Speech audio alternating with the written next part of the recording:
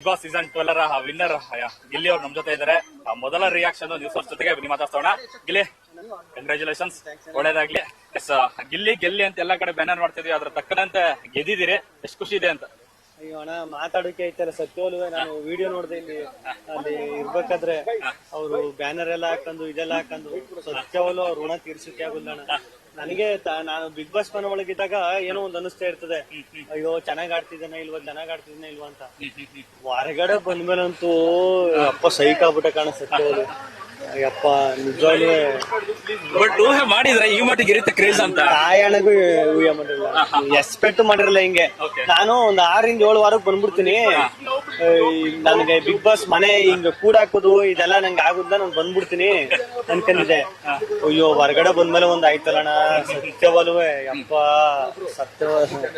ಪ್ರತಿ ಸೀಸನ್ ಆಗುವಾಗ ಒಂದು ಕುತೂಹಲ ಇರುತ್ತೆ ನೋಡಿ, ನಡುತ್ತೈತೆ ಅವಾಗಿಂದ. ಅಲ್ಲ, ಪ್ರತಿ ಸೀಸನ್ ಆಗುವಾಗ ವಿನ್ನರ್ ವಿಚಾರ ಬಂದಾಗ ಒಂದಷ್ಟು ಕುತೂಹಲ ಇರುತ್ತೆ. ಬಟ್ ಈ ಸರಿ ಒನ್ ಸೈಡೆಡ್ ಗಿಲ್ಲಿನೇ ಗೆಲ್ಬೇಕು, ಗಿಲ್ಲಿನೇ ಗೆಲ್ಲೋದು ಅನ್ನೋಂಥದ್ದು. ಅದೇ ಯಾವ ಜನ್ಮದ ಪುಣ್ಯ ಮಾಡಿದ್ನೇನೋ, ನಮ್ಮ ಅಪ್ಪ ನಮ್ಮವ್ವ ಏನ್ ಪುಣ್ಯ ಮಾಡಿದ್ರೇನೋ.